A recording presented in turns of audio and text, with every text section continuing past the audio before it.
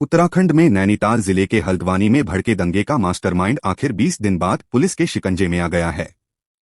Police इस मामले में अब तक 82 लोगों को दबोच चुकी है। दंगे के मास्टरमाइंड की गिरफ्तारी नैनीताल जिला पुलिस समेत उत्तराखंड पुलिस के लिए भी बड़ी कामयाबी है। यही वजह है कि डीजीपी ने उसे पकड़ने वाली टीम को 50,000 रुपए इनाम देने की घोषणा की है।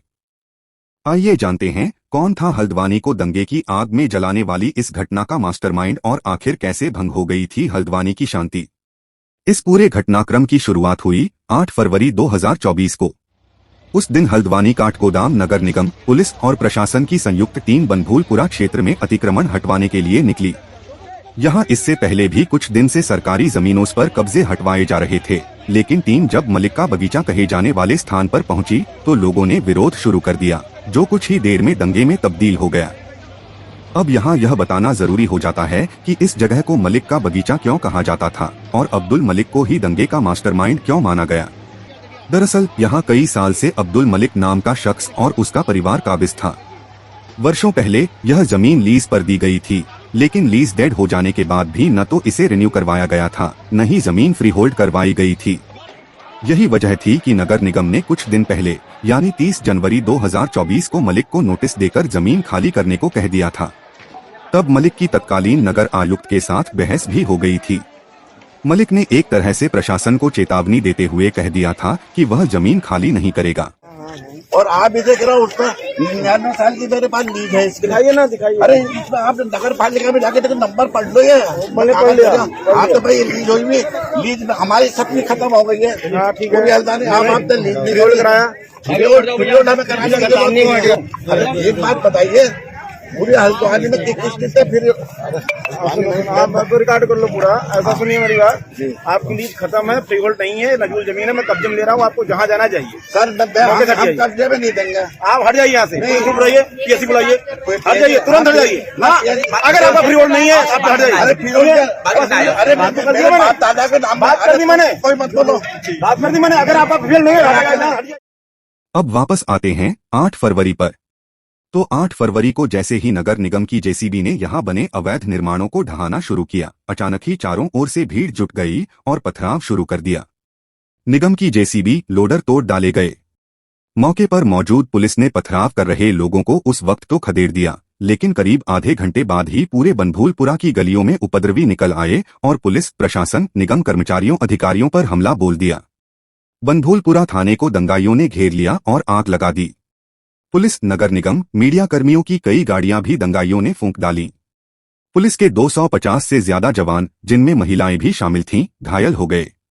इनके अलावा कई मीडिया कर्मियों और अन्य लोगों को भी निशाना बनाया गया। गलियों, घरों की छतों से पुलिस जवानों, मीडिया कर्मियों, निगम कर्मचारियों पर पत्थर बरसाए गए और पेट्रोल बम फेंके गए। दंगे की इस आग ने 5 लोगों की जान ले ली। हालात बेकाबू होने पर पुलिस को फायरिंग तक करनी पड़ी, जिसके बाद पूरे हल्द्वानी में कर्फ्यू लगा दिया गया। घायल जवानों को किसी तरह दंगाग्रस्त क्षेत्र से निकालकर अस्पताल पहुंचाया गया।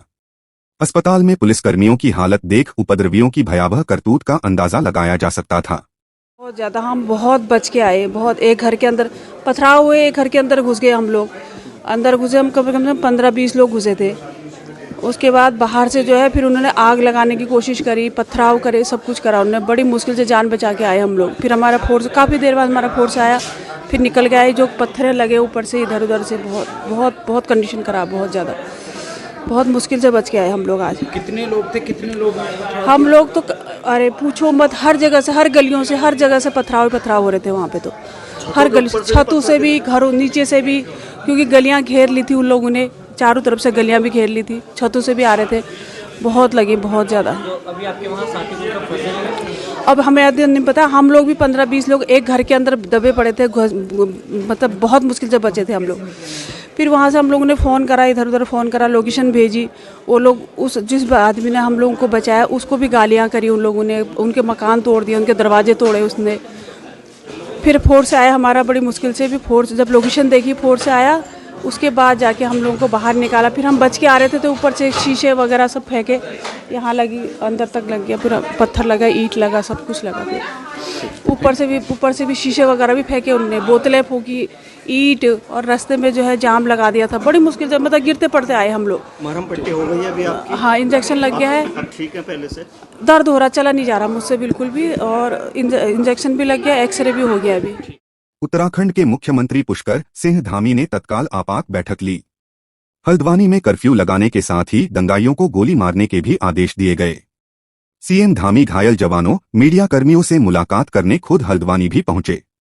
पुलिस और नगर निगम की ओर से इस मामले में 3 अलग अलग मुकदमे दर्ज कराए गए थे। इनमें 5000 से ज्यादा नामजद और अज्ञात लोग आरोपी बनाए गए। इसके बाद शुरू हुआ सीसीटीवी फुटेज की जांच और गिरफ्तारियों का सिलसिला। फुटेज के आधार पर पुलिस ने पथराव, आगजनी करने वालों को दबोचना शुरू किया, लेकिन अब्दुल मलिक समेत 9 आरोपी लगातार तलाश और दबिश के बावजूद पकड़ में नहीं आ पा रहे थे।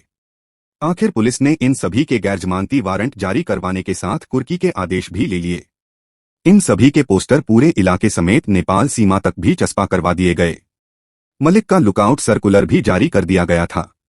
इससे पहले नगर निगम की ओर से अब्दुल मलिक को दंगे के दौरान हुए नुकसान की भरपाई के लिए 2.44 करोड़ रुपए की वसूली का नोटिस भेजा गया। 15 फरवरी 2024 तक उसे यह रकम निगम में जमा करवानी थी। ऐसा नहीं हुआ तो 18 फरवरी को पुलिस प्रशासन की टीम ने मलिक के घर पर कुर्की की कार्रवाई कर दी। उसके घर में रखा सारा सामान जब्त कर लिया गया। इसके बावजूद मलिक पकड़ा नहीं जा सका। एक और आरोपी एजाज के घर पर भी पुलिस ने कुर्की की कार्रवाई की।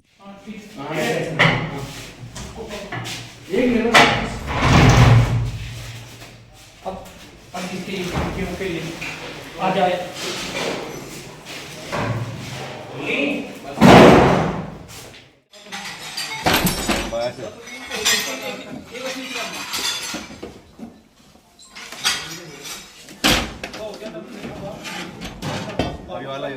ये वाला ये इसको निकाल दो तो बाहर निकालो ना, इधर को आया बाहर निकालते हो।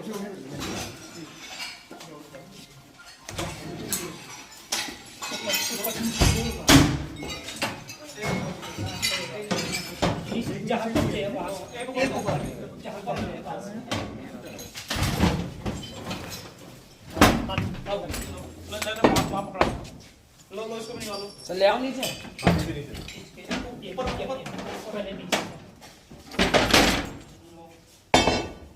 पकड़ दे।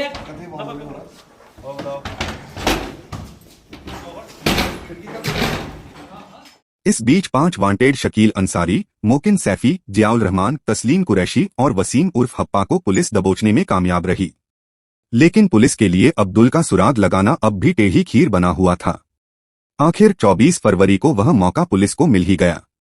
24 फरवरी को अब्दुल ने अपने वकीलों के जरिए हल्द्वानी की एडीजे कोर्ट में अग्रिम जमानत याचिका दायर की, जिसकी सुनवाई के लिए अदालत ने 27 फरवरी की तारीख तय की। इसी बीच पुलिस को पता चला कि अब्दुल दिल्ली में है और सरेंडर की कोशिशें कर रहा है। अब्दुल की इन कोशिशों के पीछे एक बड़ी वजह 22 फरवरी को हल्द्वानी तहसील से भेजे गए नोटिस से बना दबाव भी बताया जा रहा है। इस नोटिस में मलिक की अचल संपत्ति की भी कुर्की करने की बात कही गई थी। सुराग मिलते ही दिल्ली में मौजूद पुलिस टीम सक्रिय हो गई और दबिश देकर अब्दुल को गिरफ्तार कर लिया गया। इससे पहले अब्दुल गुजरात, मुंबई, भोपाल में यहां से वहां भागता रहा था।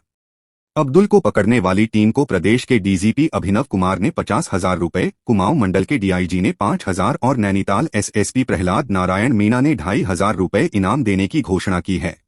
पुलिस ने अब्दुल मलिक जो इस हल्द्वानी बनपुलपुरा उपद्रव में जो वांछित था, जिसपे 82-83 की कार्रवाई हुई थी, आज नैनीताल पुलिस ने अब्दुल मलिक को दिल्ली से गिरफ्तार किया है।